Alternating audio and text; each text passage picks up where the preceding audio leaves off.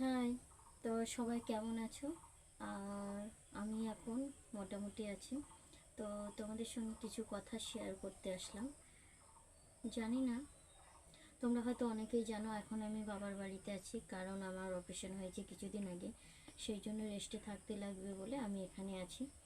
আর কিছু কিছু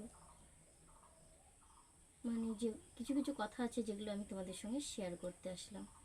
তো কিছু কিছু কথার মধ্যে, মেয়েদের কেন নিজস্ব বাড়ি হয় না? যখন স্বামীর বাড়িতে থাকে তখন বলে যে না শ্বশুর বাড়িতে, যখন বাবার বাড়িতে থাকে তখন বাবার বাড়িতে। মেয়েদের কেন নিজস্ব বাড়ি হয় না? আমি প্রত্যেক বাবা মার কাছে একটা কথাই বলবো, তোমরা বিয়েতে যে টাকা ডিমান্ড দাও বা পণ দাও, যেটাই দাও না কেন, অবশ্যই সেই টাকা না দিয়ে অবশ্যই একটা করে ঘর বানিয়ে দাও। কারণ এটা বলার কারণ, আজ আমি বেশ কিছুদিন ধরে আমার বাবার বাড়িতে আছি। কিছু কিছু লোক আছে যারা বলছে যে তারা কিন্তু জানে যে আমি কী জন্য এখানে আছি, কিন্তু জানা সত্ত্বেও তারপরেও বলে যে আমি কবে বাড়ি যাব। সেগুলো নিয়ে তারা মাথা ঘামাচ্ছে। সেই জন্য বলছি যে প্রত্যেকটা মেয়ে, সেটা আমারই হোক না কেন, প্রত্যেকটা মেয়েদের একটা করে ঘর থাকা অবশ্যই দরকার।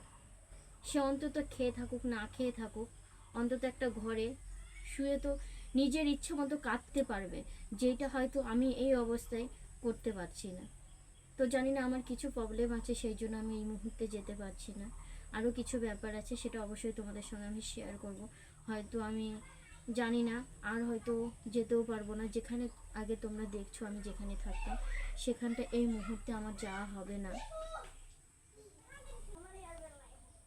তোমাদের কাছে একটাই রিকোয়েস্ট করবো, অন্তত একটা করে মেয়েকে বাড়ি বানিয়ে দাও, যেন মেয়ে নিশ্চিন্তে থাকতে পারে, যেন বলতে পারে যে আমি না নিজের বাড়িতে আছি।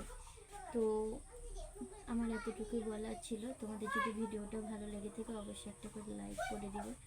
তো চলো, কিছু কিছু এর মধ্যে যার যদি কেউ দেখে, এর মধ্যে যারা বলেছে তারা যেন তাদের নিজের জবাবটা খুঁজে পেয়ে যাবে। তো এমন যদি কিছু হয় আমি অবশ্যই এখানে থেকে যাব। ঠিক আছে? তো চলো, টাটা।